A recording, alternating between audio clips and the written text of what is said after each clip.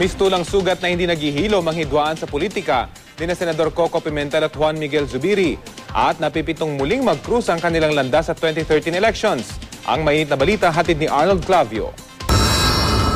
Okay. Siguro isa pong pinaglalaban po namin ni future Senator Coco Pimentel is that dapat mareforma na po ang sistema. I think wag na po tayo bumalik sa mano-manong eleksyon dahil napakarumi po at marami pong nagiging biktima nito.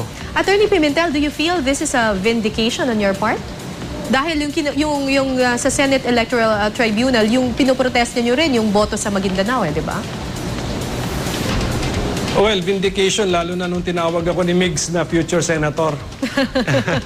matter of days. Akala ng marami ay natuldukan na noon ang gusot sa pagitan ni na Senador Coco Pimentel at Juan Miguel Zubiri. Diyan ay matapos magbitiw sa pwesto ang nooy senador na si Zubiri dahil sa lubha na raw siyang nahihirapan at kanyang pamilya sa anyay trial by publicity sa pagsulpot ng umano'y highly suspected personalities na nagsasabing nasaksiyan daw nila ang di umano'y dayaan noong 2007 elections. Tamang-tama rin namang naresolbahan ang electoral protest noon ni Pimentel at siya ang idineklarang tunay na nanalo bilang ika-12 senador sa halip na si Zubiri. Pero di pa pala naghihilom ang sugat, lalo na ngayong mag-e-eleksyon na naman.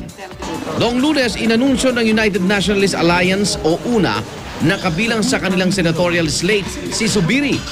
Bagay na tinutulan ni Pimentel na miyembro rin ng naturang koalisyon. Sa programang Unang Hirit kanina, inamin ni Pimentel na hindi raw niya kayang makasama si Zubiri sa kanilang tiket. Lalo na't malinis na eleksyon daw ang pangunahing isisigaw sa kanyang kampanya. In effect, nangyari na nga yung aking kinakatakutan na magkasama na nga kami sa isang senatorial slate. Proposed, no? Isang proposed senatorial ticket.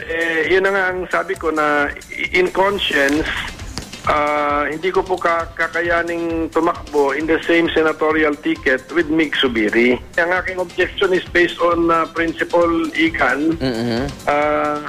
At kung ako lang ang tatanungin kasi wala na akong nakikitang solusyon eh. Kaya nga kailangan kong mangonsulta. Pero sa ngayon, hindi pa raw siya nakakapagdesisyon sa kanyang mga susunod na plano. Pero malaki ho bang posibilidad na bitawan niyo na yung dating partido at lumipat kayo sa Liberal Party, Senador?